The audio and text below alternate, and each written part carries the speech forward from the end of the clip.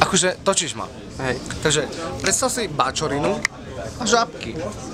Áno. Všetko je škaredé, temný močiar, temná obloha, mesiac. Všetko, čo tam má byť, je smrad, bahno, bačorina, žaborina. A každý si predstaví, že to je to najhoršie, čo môže byť. Ale v tej bačorine, žijú žábky. Rôzne iné príšerky, ale povedzme, že žábky. A ty... Čo hovoríš? Ešte 4 sekundy? 4 minúty. No a tie žábky v tej bačorine sa majú rádi. To znamená, aj v takom špinavom bordeli, ako je bačorina, existujú tvory, ktoré sa majú rádi. Dnes proste niekto si môže predstaviť, že bytovky okolo je proste niečo zlé.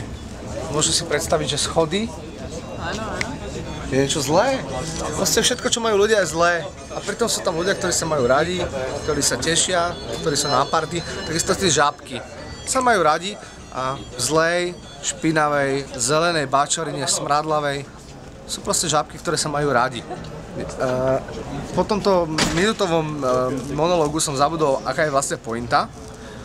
Ale... Že sme pijani v hnusnej bačorine. Ja, jasné, že čo znamená zelená v červenom, že aj v takej zelenej, škarenej, možno toto predstavuje nejaké jazierko, ktoré je zelené, škaredé a neviem aké, ešte k tomu hovorí tam aj cigareta, všetko je zlé, proste rakovina a všetky tieto veci.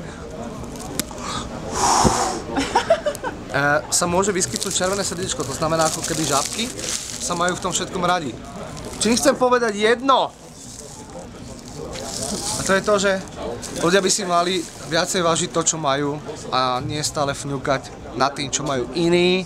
Pretože keby sa každý zamyslel nad tým, ako strašne žijú ľudia v Somálsku, v Afrike a v krajinách, kde nemajú vodu, kde nemajú čo jesť a tu nám budú rozprávať, jak sa majú zlé a že si nemôžu ísť kúpiť hento a hento. Pritom chodia na vysoké školy, majú rodičov, tí koksov v pohode, majú strechu nad hlavou a stále fňukajú, jak im je zlé, jak je tu na Slovensku zlý život, tak nech idú do riti.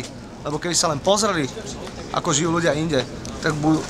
Koľky by dali